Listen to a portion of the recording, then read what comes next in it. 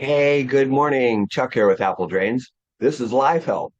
Live Help is really taken off over the past several years. We're actually giving a consultation to a guy named Mick in Australia. You can learn a lot because you've probably seen the same problems even on the other side of the world. They're in your backyard too. So what kind of problem you got?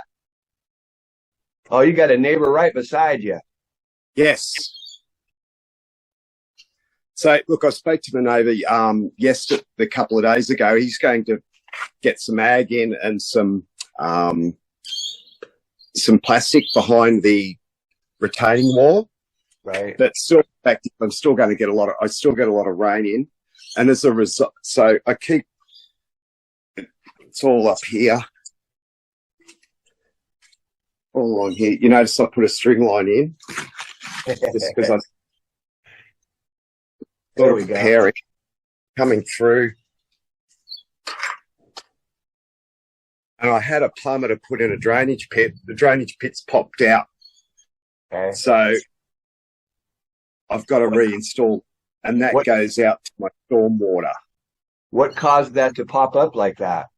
because I don't know if they put it in and the next day it just popped out. Did it rain that night after they put it in? It must look, it's a lot of moisture, but I don't know I don't know what's happened. I did tell him, he said he'd come back and do it, but yeah. Okay, so that probably floated upwards. That's probably why it popped up like that. But go ahead.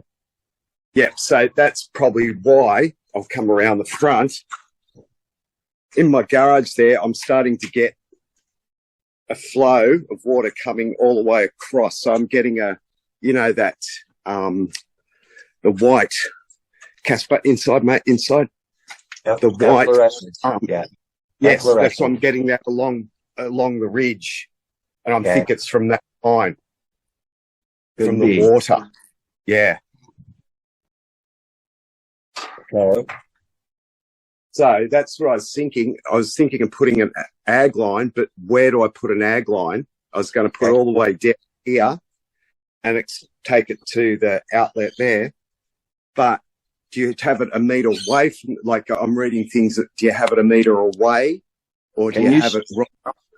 Yeah. Can you show me the inside of the garage, that wall? Is that possible? Yeah, sure, mate. You can see here. So that was the out of the house. Do you want me to, I'll open the garage door for you. That's better, mate. It's starting to get light. Yeah. Okay. Yeah. See if we can just look right there between the drawer and the wall. Can you see the wall at all back there? Right at the footer there is that also brick coming up maybe 6 or 8 centimeters high? That's So it's a whole brick. Okay. yeah. Okay. And if you put your hand back there, is it wet at all or moist? No, no, Okay. Okay. no. Yeah, it's not moist. It seems like it's dried out. Yeah. And it kind of stops there at the center, correct? It keeps going along. Okay. It actually kind of gets worse on this side. It looks like there's actually a crack over here. Yeah. Okay. So take your camera upwards to the roof line. Okay. So you've got gutters there. Yeah. When it rains hard, Mick, does the water come off of that valley and come down, or does it stay in the gutter? Stays in the gutter, matey. Okay. Good. Because see what happens, Chuck, when we got the really bad rains, this used to just be flood, all here. And that's why the plumber put that in, the catch basin in. Okay. But the thing is, it popped up. So, and Okay. when it popped up, I left it and there was a gap in there and the water came in and into the gap. That's what I'm guessing. So I've made a little channel, a makeshift channel, so the water just runs down and comes through. Okay. That's fine. That's fine. So let's go back in time a little bit. Before you put the catch basin there, when it flooded, did that water come across the driveway, or did it try to run out to the street, across the driveway out No, to the street? no, it just sunk into the ground. It It never just poured. flooded? It just flooded here. I can show you videos of just water flooding. But the issue is I couldn't do anything about it because I had nowhere to put it, because we had the water tank in, and with a water tank, all our drains were charged because the water tank would flush the toilets and the washing machine, which was a big pain. But it was a rule to put in. But a lot of people take their water tanks out now when they get them. But because I had nowhere to put the water, I didn't know what to do. Everything was concreted. And with the results of last year's rains was catastrophic. It was just even worse. Okay. So where does that catch basin go? Does it tie into that downspout drain, or does it go out to the storm sewer?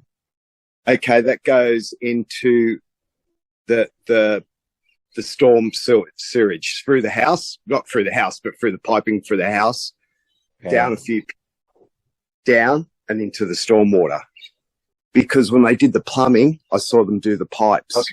Okay. That's kind of unusual for them to put that pipe right beside the house.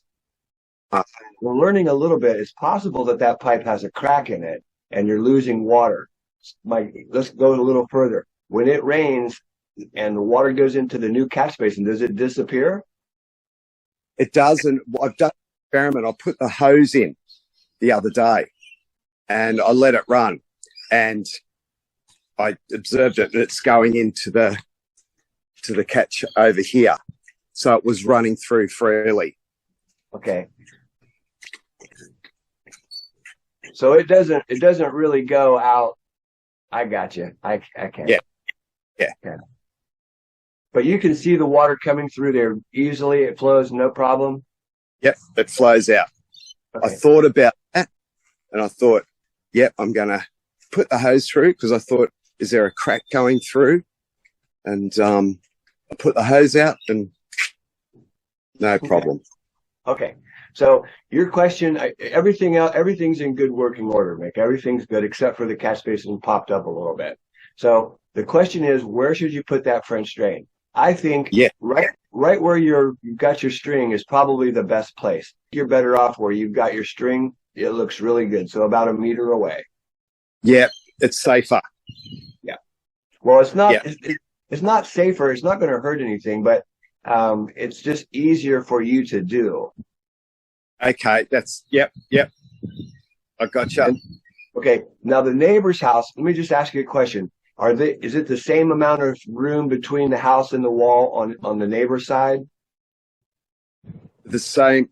They've got a lot of room. They've got a driveway. Is there concrete on the other side of that block? Paving. Say again? Paving. Paving, okay, so asphalt. And when it rains hard, does that, along the brick, or along that block, do you ever see water bubbling up out of it on your side? No, I don't see the water bubbling out, but a lot of the times it's coming through here on the retaining wall. So the first course of block, is that how high their asphalt is? Yes. Okay. So yeah, you definitely need to be where the string is. That's where your water's coming from. It's coming from your neighbor's yard. There's no doubt. Yeah, see that? No doubt that's where it's coming from, Nick. Yeah. Okay. Yeah. So yeah, if you do your French drain and get it down, at least a shovel deep, remember that you're limited on how deep you can go by how deep the catch basin is. Yes. So it's a big basin, though. You're in good shape. It's not that bad. Now, can you lift that lid and let's see how deep it is? Oh yeah, that's a good 0.5 meter. So yeah, you're good.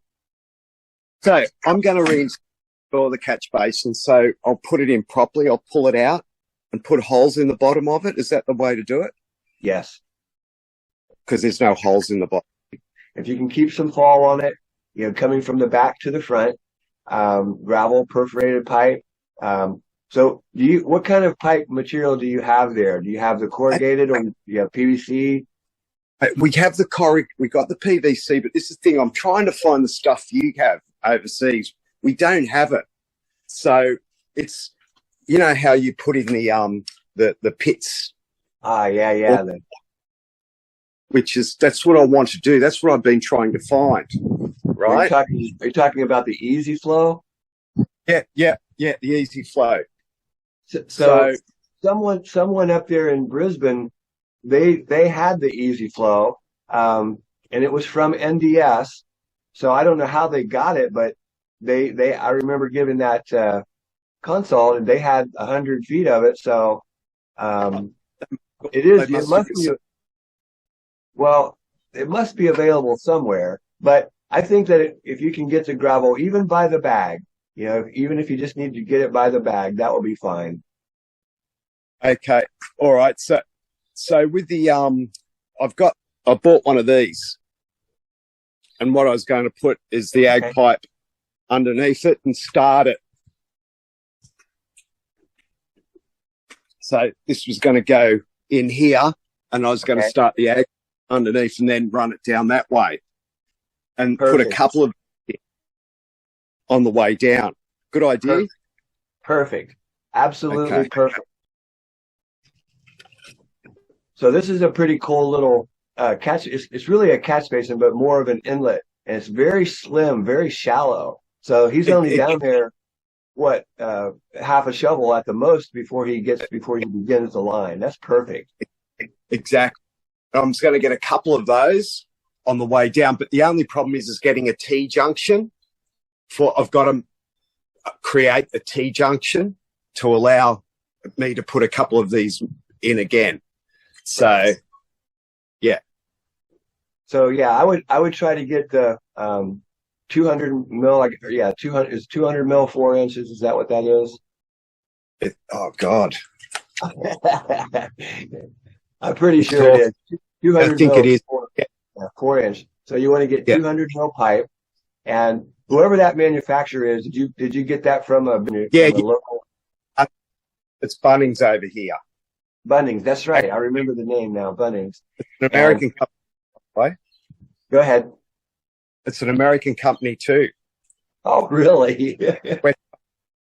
Yeah. But okay. So go ahead, go back to that store and get your pipe and materials from that same store because it'll be easier. They should have tees for the pipe as well, and I think you'll be at the perfect level. Just when you put your ag pipe down with the gravel, when you attach the tee, that basin is going to snap right on the top of it. It will be at the perfect level. I think you'll be fine. Okay. So I wasn't doing a T level here. I was actually going to start the pipe, because the pipe will slot in and it'll start and curve because the pipe's a bend pipe. Now, here's the other thing. 100 mil pipe. Yeah, just measure across that pipe and tell me how many millimeters that is.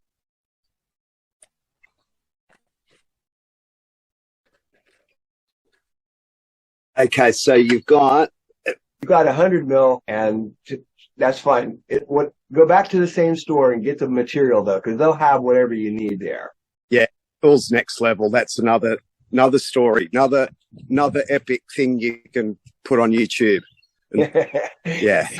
You know what's so crazy is that everything you're showing me, it looks just like a regular home here in Orlando. It looks exactly the same.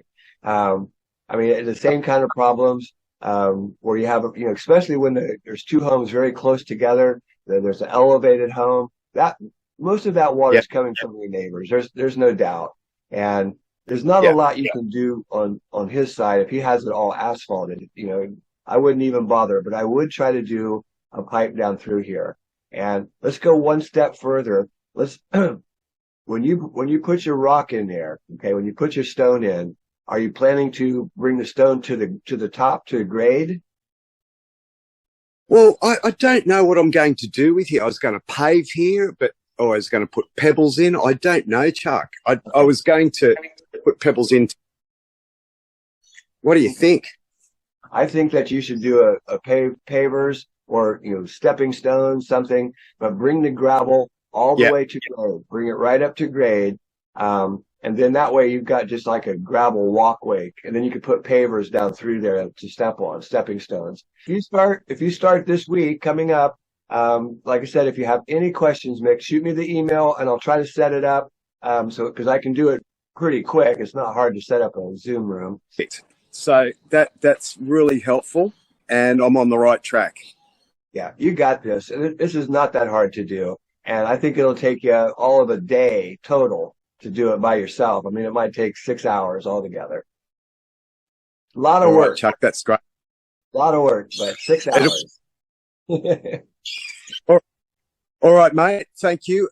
And I'll keep you up to date. Thanks. Thanks, Send Nick. me that Have a great day. invoice. Yeah. Bye. Thanks, Chuck. Yeah, mate.